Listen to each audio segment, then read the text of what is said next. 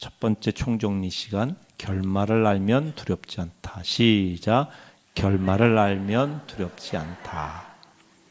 여러분, 어떻게 이 결론이 날지, 결말이 날지 알게 되면 우리는 두려워할 필요가 없습니다. 궁극적으로 예수를 믿는 사람들은 승리라고 하는 그 결과에 대한 확신, 요즘 승리 말고, 요즘 승리는 좀 위험한 승리야. 아주 하도 TV에 나와가지고 이 좋은 승리라는 표현이 하도 이상한 쪽으로 사용이 되는데, 진짜 주 안에서의 승리를 알게 되면 두렵지 않을 줄로 믿습니다. 제가 이 요한계시록 강해를 하면서 여러 가지 책도 참고를 하는데, 가장 많이 참고했던 책 중에 이 한옥 목사님이 쓰신 책이 있는데, 요한계시록 강해. 그게 제목이 결말을 알면 두렵지 않다예요. 그래서 순전한 제 개인적인 아이디어의 제목이 아니라 이 목사님의 책 제목에서 가져왔다는 것, 제가 솔직히 고백을 합니다. 책 제목이 너무 좋아서 집어들었는데 이게 요한계시록이에요. 내용도 얼마나 좋은지 몰라요. 여러분, 인생이 두려운 이유는 결말을 모르기 때문에 그렇습니다. 저는 서부 영화를 좋아한다는 말씀을 드렸어요. 옛날에 제가 어렸을 때 서부소년 차돌이라고 하는 만화 영화가 있었습니다. 근데 이 만화 영화를 얼마나 재밌게 봤는지 제가 그 어렸을 때 기억이 있어요. 또 서부 영화 있잖아요. 그런 거 있잖아요. 왜 좋아하냐면 반드시 주인공이 이깁니다. 절대 주인공은 죽지 않아. 그렇게 총탄세례인데 이상하게 주인공이 쏘는 걸 한 방에 다 쓰러지는데, 주인공은 그렇게 때로는 기관단총 같은 걸로 쏘아도 주인공은 안 맞아. 어쩌다 맞습니다. 근데 주인공 총에 맞는 사람 한 방에 죽는데 주인공은 절대 맞아도 안 죽어. 하면서 끝까지 결국은 이기더란 말이죠. 그게 재밌는 거예요.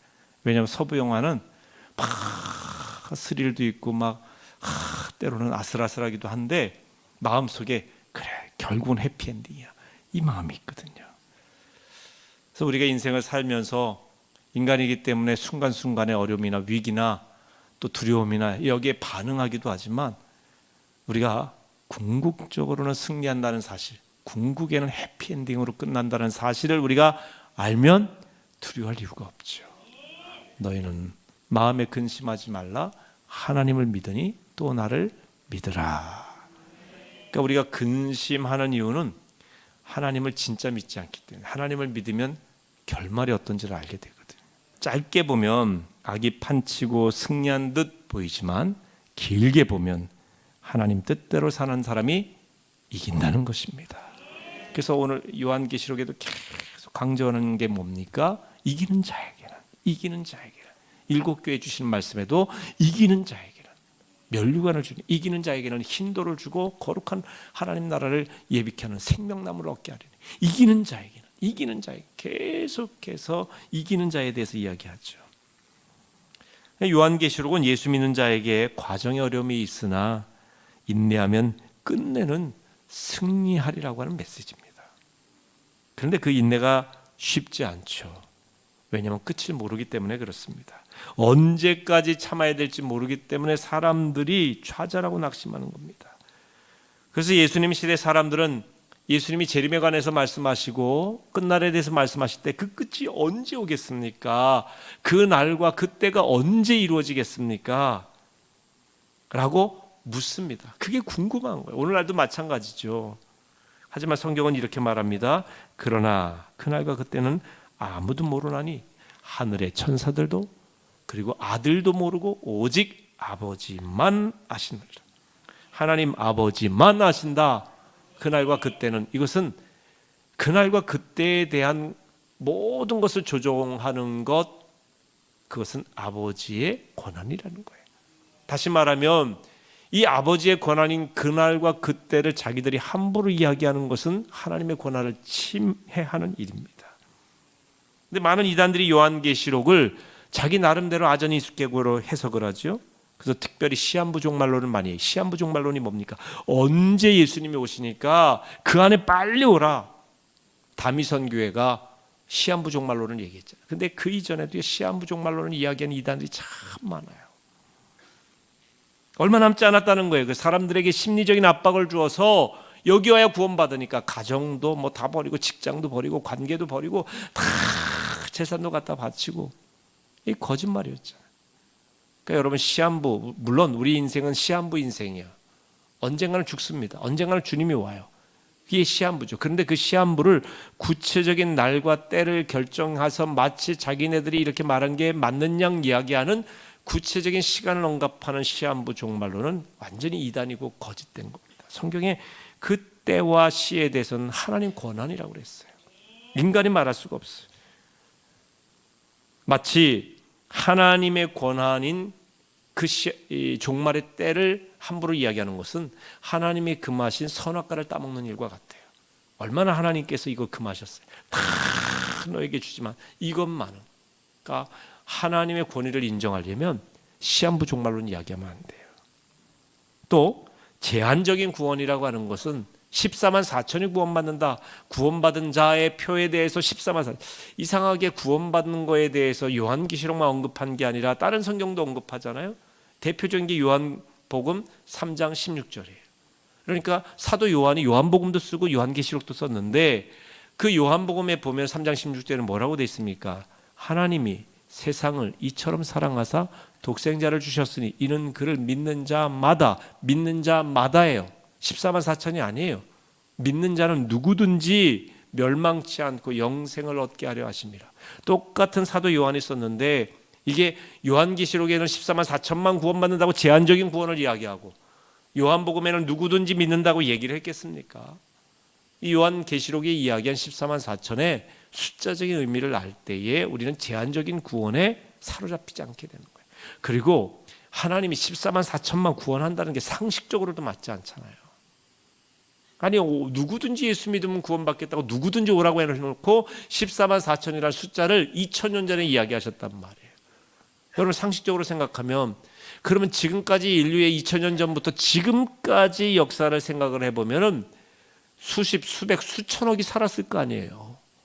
근데 그 중에 14만 4천이라고 한다면, 근데 오늘날 사람만 구원받느냐 이거예요. 한 세대 전에 100년 전, 200년 전 사람은 전혀 구원받지 않느냐. 그러니까 지금 14만 4천 명 구원, 이 숫자가 채워져야 된다는 게 말이 되냐는 거예요.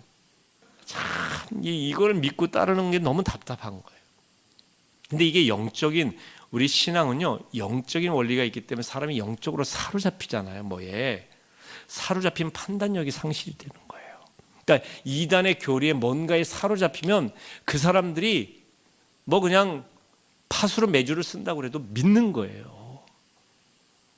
상식적으로 생각해봐도 전혀 맞지 않는 이야기를 해도요, 그게 그냥 사로잡히면, 영적으로 귀신에게 사로잡히면 자기 의지대로 되는 게 아니에요.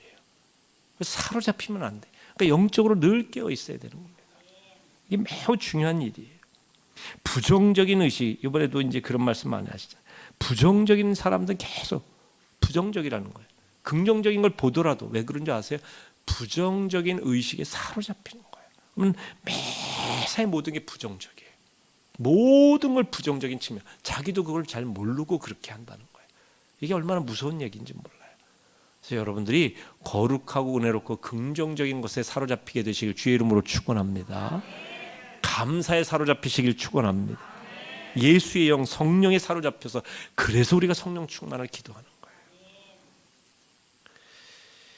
이단들은 요한계시록을 왜곡해서 자신들의 교리를 만들어서 전합니다. 그래서 교인들을 사로잡죠.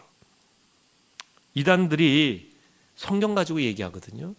그러니까 교인들이, 이 정확하게 깨달음이 없는 교인들이나 훈련이 약한 교인들의 경우에는 사로잡히게 된단 말이죠. 또 교회는 이단으로 오해받지 않으려고 요한계시록에 대해서는 잘 언급하지 않으려고 해요. 잘못 언급하면 이단으로 몰릴까 봐. 또 어려운 책이라고 하는 오해가 있어요. 근데 상징성을 알고 나면 오해가 풀려요. 요한계시록이 여러 가지 상징과 그림 언어가 많아서 어렵다고 하는 오해를 불러일으킬 수 있어요.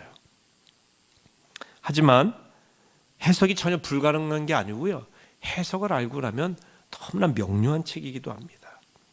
두려워서 가르치지 않으니까 이단들이 이것을 자기 멋대로 해석해서 교인들을 미혹하는 것입니다. 여러분, 요한계시록은 단지 종말에 관한 책이 아닙니다. 그걸 알아야 돼요. 궁극적으로 악과 고난이 강력해지는 시대를 살아가는 그리스도인들에게 위로와 소망을 주는 메시지예요. 단지 마지막만 잘 되면 되고 마지막만 바라봐라, 마지막 때에서만 일어나는 그 일만을 말하는 게 아니라 우리가 살아가는 이 마지막 때라는 개념을 제가 다시 말씀드리겠지만 단순히 우리가 끝을 의미하는 것만은 아니라는 거야.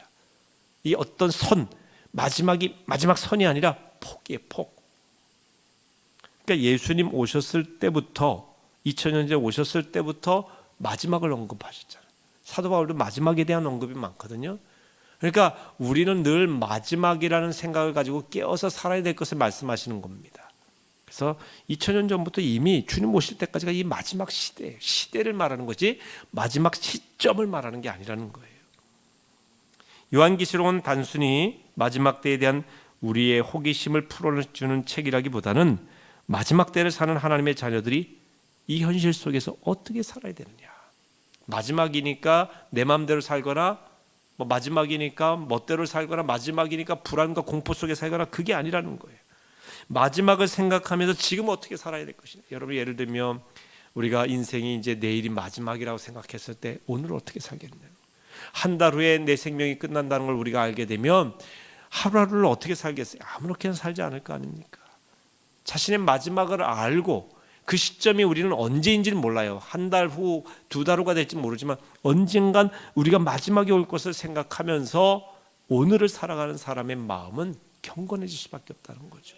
진지할 수밖에 없고 하루하루를 최선을 다할 수밖에 없는 것이고 내가 살아있는 동안 무엇을 해야 될지 정말 중요한 것을 발견하고 그것을 하면서 살아가게 된다는 겁니다. 요한계시록의 전체 주제는 예수 그리스도입니다. 계시록은 처음부터 1장 1절에 예수 그리스도의 계시라, 이것은 예수 그리스도께서 주신 계시라는 뜻도 있지만 예수 그리스도에 관한 계시, 말씀이라는 뜻도 있습니다. 복음서 4가지 복음서가 있죠. 이 복음서가 이 땅의 구원자로 오신 예수님을 묘사했어요. 요한계시록에는 다시 오실 예수님에 대한 이야기입니다. 그래서 요한계시록도 예수님에 관한 이야기예요. 그래서 어떤 분은 제5복음서다. 마태, 마가, 누가, 요한복음 4복음서 외에 다시 오실 예수님에 대한 이야기이기 때문에 요한계시록이 5번째 복음서다, 이렇게 별명을 붙이기도 합니다. 그러니까 요한계시록의 주제는 예수 그리스도다. 예수 그리스도가 주인공이라는 거예요. 그런데요, 이단들은 요한계시록의 주제, 중심 주제를 666이나 14만 4천이나 아마겟돈 전쟁이나 짐승의 표나 지구 종말 이런 대로 다 사람들의 시선을 빼앗아가는 거죠. 근데 우리가 요한계시록을 통해서 계속 배웠지만 예수 그리스도가 어떤 분이냐는 거예요. 예수 그리스도께서 교회를 얼마나 사랑하시는지, 예수 그리스도께서 교회에 주시는 말씀은 무엇인지, 예수 그리스도께서 우리를 얼마나 사랑하시고 구원하시려고 하는지, 예수 그리스도가 계신 그 하나님의 나라는 어떤 나라인지 계속해서 메시지의 핵심이 예수 그리스도에게 초점을 맞추죠. 근데 이게 요한계시록뿐만 아니에요. 성경 전체가 그래요. 이 성경 말씀의 핵심 주인공은 예수 그리스도예요. 요한계시록도 마찬가지, 예수 그리스도예요. 그런데 예수 그리스도의 계시라 그랬어요. 이 계시라고 하는 말은요, 헬라어로 아포크립스라는 표현을 쓴다고 했습니다. 은밀히 감춰져 있던 걸 드러내 보여준다. 근데 우리가 왜 예수 그리스도를 제대로 발견하지 못하느냐? 왜 예수 그리스도께서 우리를 구원하신 그 대속의 은혜에 대해서 우리가 마음에 받아들여지지 않게 되느냐? 왜 성경을 읽어도 깨달음이 없고 그게 그거구나라고 생각만 되느냐? 그것은요, 성경은 계시예요. 계시라고 하는 말은 리빌레이션, 이 아포클리스라고 하는 말은요, 이런 표현이에요. 커튼을 열어서 젖혀주다, 커튼을 벗기다, 커튼을 열어 보여주다라는 거, 보여주는 거예요. 그러니까 다시 말하면 가려져 있다는 거죠. 성경은 그대로 읽으면요, 가려져서 깨달을 수가 없어요. 글자는 읽을 수 있어도 미닝은 읽을 수가 없어요. 그 의미를 깨닫게 하시는 분은 하나님이세요. 우리 삼위일체 하나님이시니까 예수님께서 깨닫게 하시는 거예요. 성령님께서 오늘날 우리에게 깨달음을 주시는 겁니다. 그래서 성령께서 열어서 보여주시고 깨닫게 하셔서 그렇구나, 이 말씀이 이 의미구나, 예수 그리스도가 나의 구세주이시구나. 여러분, 강단에서 아무리 예수가 주인이라고 선포를 하고 가르쳐주고 말씀을 통해 여러분 얘기해도요, 20년 30년 들어도 이 사실에 대해서 하고 유레카, 아르키메데스라고 하는 학자가 목욕하다가 깨달은 그 사실 때문에 내 몸이 들어가니까 이게 넘치는구나.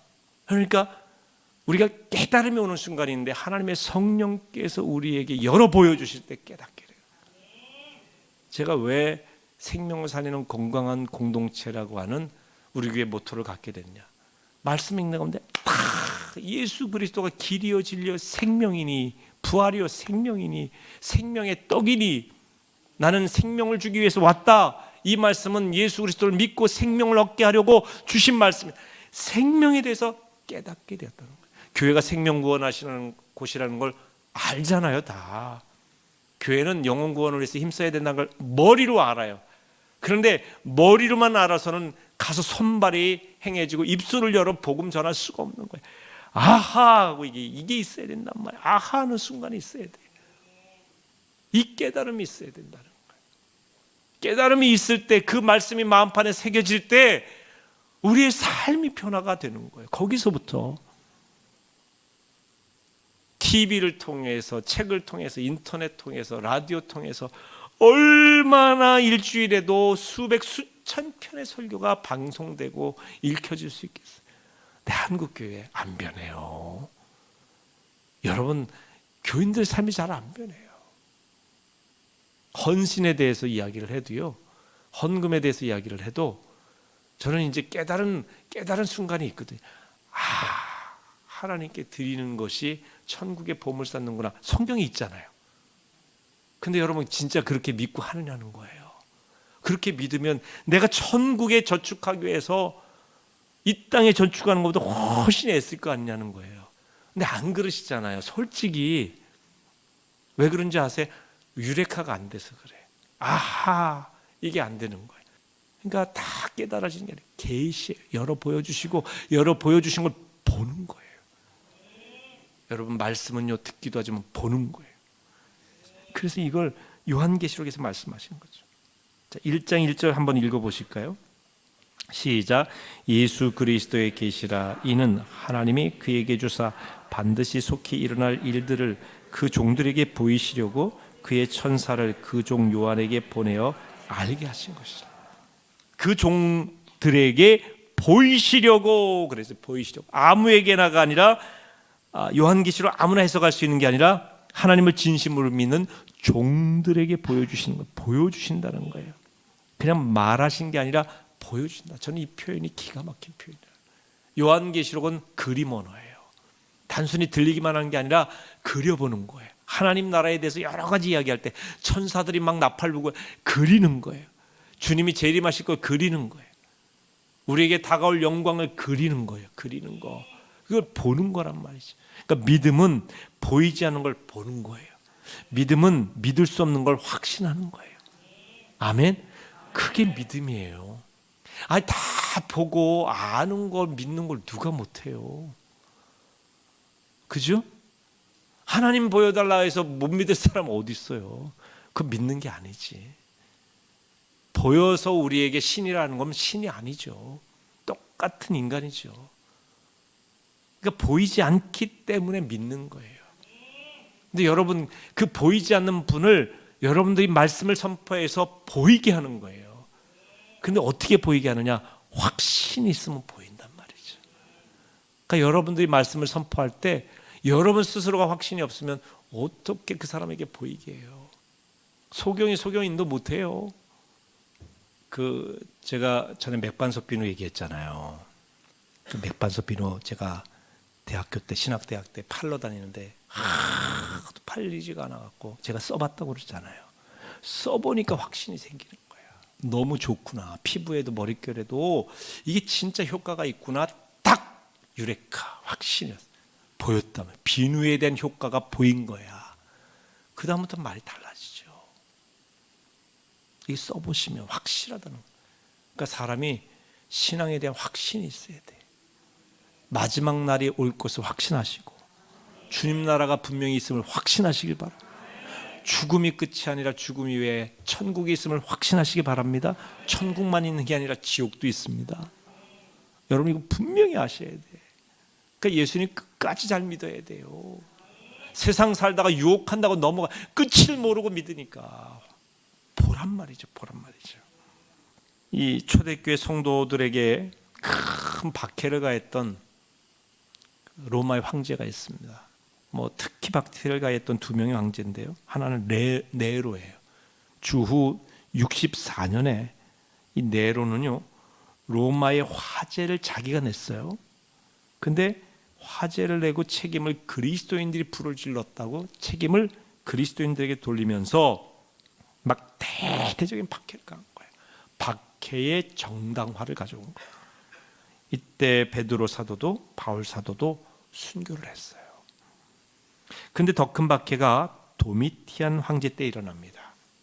주후 90년경, 그러니까 네로 황제 이후 한 25년 뒤에 이 도미티안은 황제 숭배를 강조해서 자기를 숭배하라는 거예요.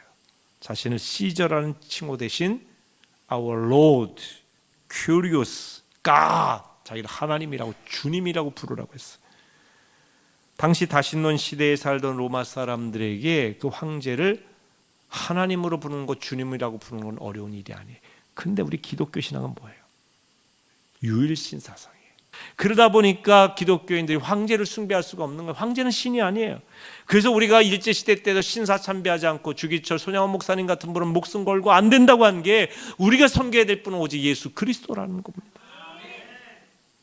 그래서 황제에게 이 박해를 당하는데 이걸 피하고 살아남기 위해서 카타콤으로 지하 무덤으로 들어간 거 아니겠습니까? 그러면서 그들은 이 지하 무덤으로 자기들을 잡으러 오는 많은 비밀 경찰들이 있으니까 서로가 신앙을 확인할 수 있도록 물고기 표시를 하잖아요. 이 물고기 표시, 이게 물고기 표시, 이 물고기를 익투스라고 합니다. 익투스 이렇게 써요. 물고기 익투스. 근데 이게 이에수스, 크리스토스, 테우, 피오스, 오테르의 약자예요.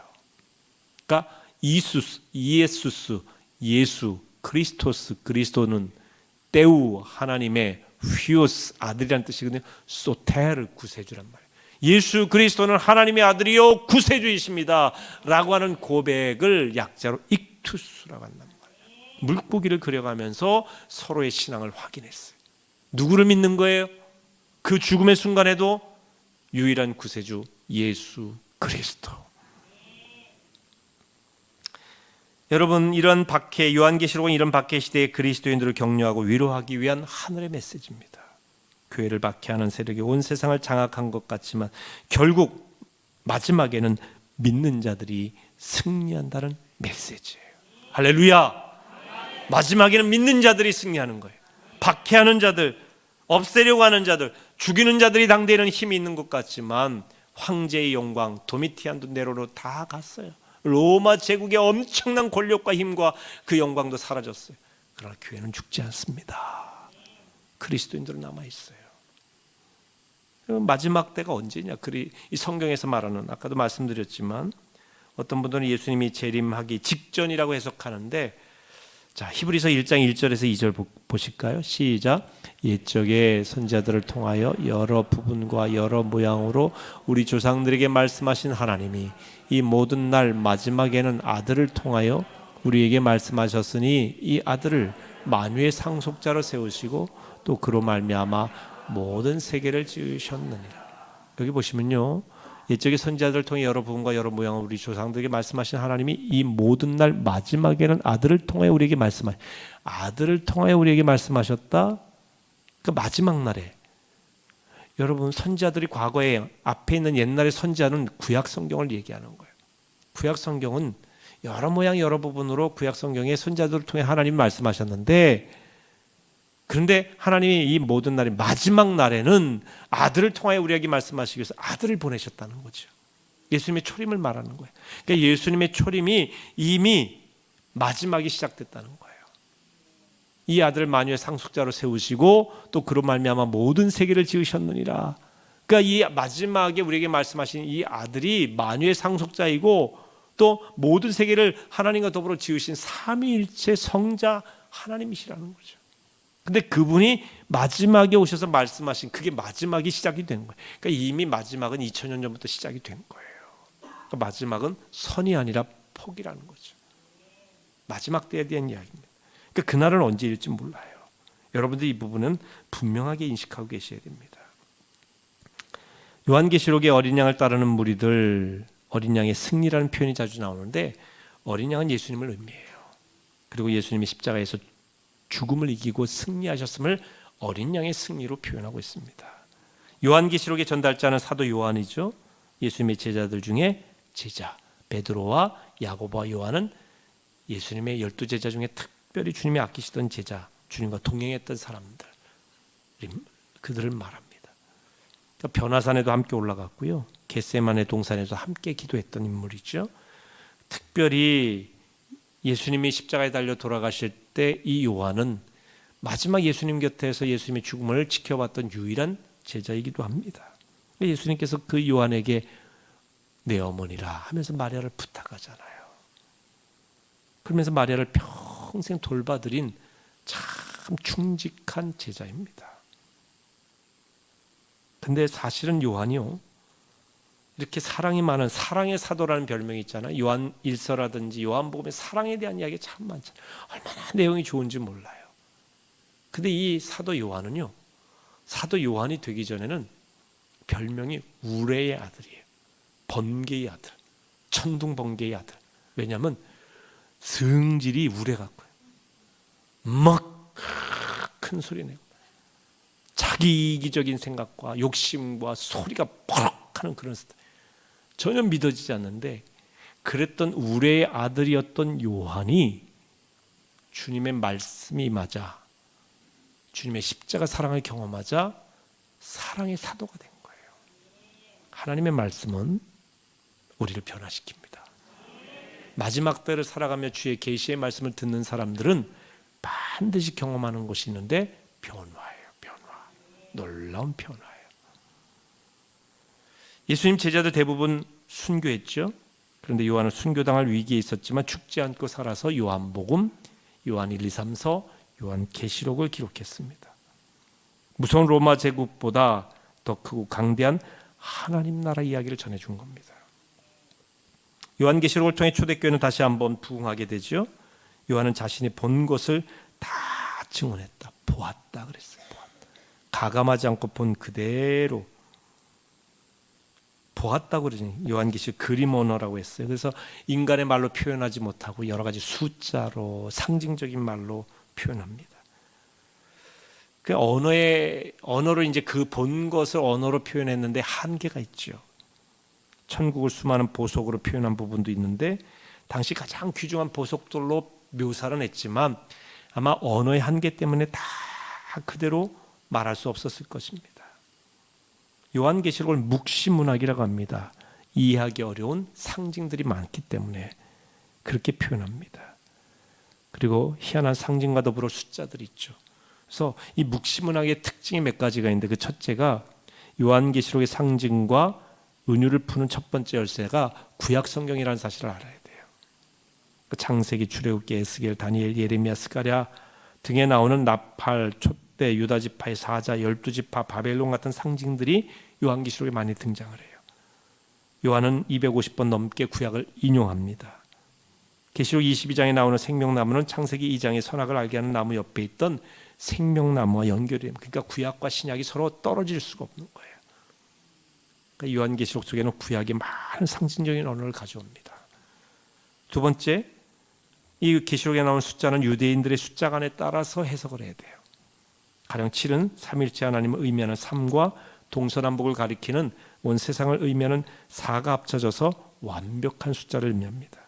그래서 7 나팔, 7 촛대, 7인 등 7에 대한 표현이 많이 나오죠. 반면 6은 완전수에서 하나 뺀 완전에 미치지 못하는, 그래서 불완전한, 완전한 것처럼 보이지만 불완전한 숫자입니다. 그래서 유대인들은 6이라는 숫자를 싫어합니다. 우리나라가 4자를 싫어하듯이 유대인들은 6을 싫어해요. 12는 12지파에서 왔습니다. 완전수를 말하고요. 하나님의 백성을 의미할 때 12. 그래서 12지파, 12제자, 이렇게 성경에는 이 12에 관한 이야기가 많이 나오죠. 그래서 12지파와 12제자를 합쳐 24. 이 신구약의 모든 백성을 의미하는 숫자입니다. 그래서 12 곱하기 12, 144조. 모든 백성, 완전한 주의 백성을 의미합니다. 거기다가 1000을 곱한 것이 14만 4천인데 이 1000은 헤아릴 수 없는 수를 의미합니다. 이거는 숫자적인 의미라기보다는 구원받는 수가 이루 헤아릴 수가 없다라고 하는 의미가 14만 4천이에요. 이걸 이단들이 그야말로 숫자 14만 4천만 구원받는다고 말하니 이건 도저히 말이 안 되는 거예요. 666도 알고 보면 상징수예요. 컴퓨터 바코드라고 어디서 얘기하니까 666 받으면 안 되고 컴퓨터 바코드 받으면 안 되고 바코드 찍으면 안 되고 컴퓨터 사용하면 안 되고 이런 분들이 있어요. 근데요, 그 666 바코드를 받지 말라고 하는 그런 분들이요, 책을 만들 땐 전부 다 컴퓨터를 쳐서 만들었다는 얘기가 있어요. 이게 얼마나 모순이에요. 그게 아니에요.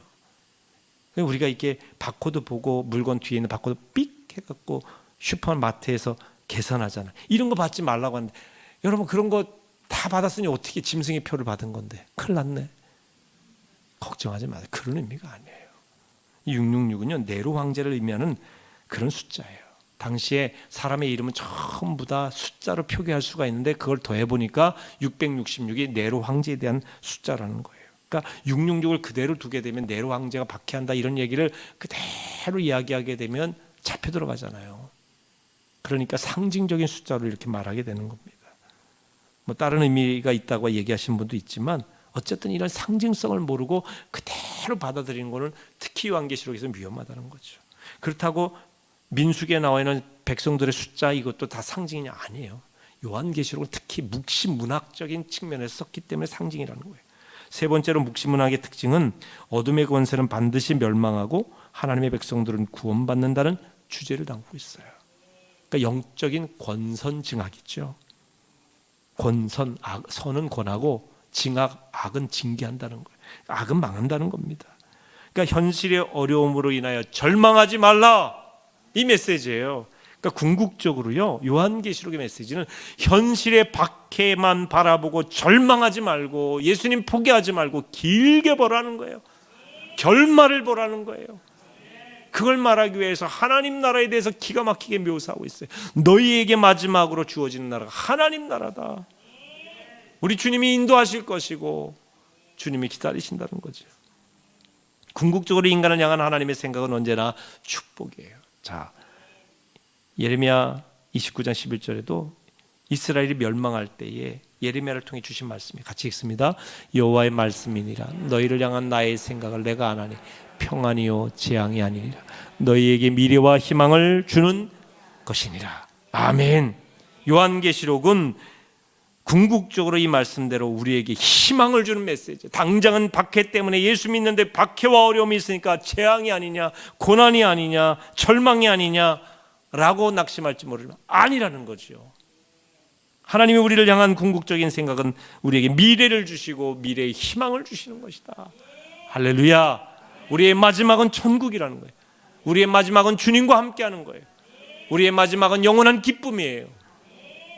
믿으십니까? 그래서 계시록을 읽을 때마다 소망을 다시 한번 불끈 우리가 붙들어야 되는 겁니다. 소아시아 7교회들이 돌려서 읽는 회람서신이 바로 요한계시록이에요. 자, 한 사람만 읽는 게 아니라 여러 사람. 그러니까 이때 이 편지를 누군가 읽으면 사람들이 다 들었어요. 그래서 1장 3절에 이런 표현이 나오죠. 같이 읽어보실까요? 이 예언의 말씀을 읽는 자와 듣는 자와 그 가운데 기록한 것을 지키는 자는 복이 있나니 때가 가까움이라. 그래서 이 예언의 말씀을 단지 읽을 뿐만 아니라 읽는 걸 듣는 자, 듣고 지켜 행하는 자 복이 있다 그랬어요. 때가 가깝다. 그러니 하나님의 말씀을 들어야 돼요. 보아야 되고 지켜야 돼요. 요한계시록은 그래서 축복의 책입니다. 읽는 자와 듣는 자와 그 가운데 기록한 것을 지키는 자가 복이 있다 그러지 않았습니까? 여러분 계시록에는 7가지 축복이 나와요. 다 설명은 할 수 없고 성경만 빨리 소개해드리면 지금 읽은 1장 3절이 그렇고요. 그 다음에 두 번째가 요한계시록 14장 13절인데 같이 읽어보실까요? 또 내가 들으니 하늘에서 음성이 나서 이르되 기록하라. 지금 이후로 주 안에서 죽는 자들은 복이 있도다 하시니 성령이 이르시되 그러하다. 그들이 수고를 그치고 쉬리니 이는 그들의 행한 일이 따름이라. 주 안에서 죽는 자, 주님 믿고 죽는 자 복이 있다. 세 번째는 16장 15절 시작. 보라 내가 도둑같이 오리니 누구든지 깨어 자기 옷을 지켜 벌거벗고 다니지 아니하며 자기의 부끄러움을 보이지 아니하는 자는 복이. 옷을 지켜 벌거벗지 않고 부끄러움 당하지 않는 자는 복이 있다. 이 말은 뭐냐? 믿음의 옷을 지킨다는 거예요. 예수 그리스도를 덧입은 그 믿음의 옷을 지키는 자, 믿음 지키는 자가 복이 있다. 네 번째는 19장 9절 시작. 천사가 내게 말하기를 기록하라. 어린 양의 혼인잔치에 청함을 받은 자들은 복이 있도다 하고 또 내게 말하되 이것은 하나님의 참되신 말씀이니. 어린 양의 혼인잔치에 청함받은 자 복이 있다. 누굴 말합니까? 예수 믿고 천국 백성으로 초청받은 자, 거기에 응한 자 복이 있다는 거예요. 다섯 번째는 뭐냐? 20장 6절 시작. 이 첫째 부활에 참여하는 자들은 복이 있고 거룩하도다. 둘째 사망이 그들을 다스리는 권세가 없고 도리어 그들이 하나님과 그리스도의 제사장이 되어 천년 동안 그리스도와 더불어 왕노릇다. 부활에 참여하는 자, 부활에 참여하는 자 다 천국과 구원에 관한 말씀. 자, 여섯 번째는 22장 7절 시작. 보라 내가 속히 오리니 이 두루마리 예언의 말씀을 지키는 자는 복이 있으리라. 예언의 말씀을 지키는 자, 끝까지 말씀 붙드는 사람, 말씀을 믿는 사람 복이 있다. 마지막 22장 14절 시작. 자기 두루마기를 빠는 자들은 복이 있나니 이는 그들이 생명나무에 나아가 문들을 통하여 성에 들어갈 권세를 받으려. 아멘. 두루마기에 새겨진 말씀을 빨아 자기 것으로 삼는 자, 그것으로 덧입기 위해서 그런 사람들 생명나무에 들어가게 돼. 영원한 생명을 얻게 돼. 다시 말하면 어떤 사람이 복이 있냐? 세상에 잘 되고 집 사고 부유하고 이런 복을 얘기하지 않아요. 말씀을 받는 자가 복이 있다. 어린 양의 잔치에 참여하는 자, 구원받은 자, 천국 백성 되는 자, 부활에 참여하는 자, 끝까지 믿음 지키는 자, 말씀으로 덧입는 자 복이 있다. 아마 느낌이 오실 거예요. 진정한 복에 대해서 말씀하시는 이것을 예언하셨다라는 겁니다. 예언이라고 하는 것은 단순히 미리 예자가 아니라 맡을 예자예요. 그러니까 멀리 그냥 점쟁이처럼 예언하는 게 아니라 하나님의 말씀을 맡았다는 것이죠. 말씀을, 그러니까 이 계시의 말씀을 우리 안에 맡아서 그 계시의 말씀에 대한 믿고 영원한 세계를 바라볼 수 있는 힘이 거기서 나와요. 그러니까 우리가 영원한 세계를 바라보려고 해도 계시의 말씀이 내 안에 와야 돼요. 계시가 돼야 돼. 깨닫게 해주셔야 돼. 그러기 위해서 우리가 마음으로 활짝 문을 두드리실 때 마음으로 활짝 그리고 확신하셔야 된다는 거죠. 주님 오실 날을 예비하는 사람은 오늘을 신실하게 살아갑니다. 주님 곧 오시니 다 소용없다 하는 식의 신앙인은 참다운 신앙인 아니에요. 예배만이 최고니까 매일 정장 입고 교회 와서 예배만 드려야 된다 이런 의미도 아닙니다. 삶 속에서 우리가 매일매일 주님과 교제하며 동행하며 신실하게 사는 게 중요합니다. 늘 깨어있는 자세로, 그러면서도 늘 하나님 나라가 있음을 믿고 내 개인의 종말과 인류의 종말이 있음을 알고 하루하루의 삶을 의미 있게 살아가는 거예요. 자, 우리가 늘게 어떤 자세로 살아가야 되느냐, 제가 결론적인 말씀을 여러분과 함께 읽고 오늘 말씀을 맺으려고 그래요. 한번 같이 천천히 읽어봅니다. 시작. 요한계시록은 엄청난 박해로 죽느냐 사느냐 하고 있는 하나님의 백성들에게 주신 말씀입니다. 그런데 그 하나님의 백성에게 주는 첫 번째 메시지, 너희는 복이 있도다입니다. 궁극적으로 말씀을 읽고 듣고 공부하며 지키는 사람, 하늘의 축복이 가득한 사람이 인생이 될 것입니다. 말씀의 주인공은 예수 그리스도입니다. 요한계시록의 주인공도 예수 그리스도입니다. 오신 예수님 잘 믿고 다시 오실 예수님을 소망하며 살아야 합니다. 예수 믿는 사람의 결말은 승리입니다. 아멘. 믿으십니까?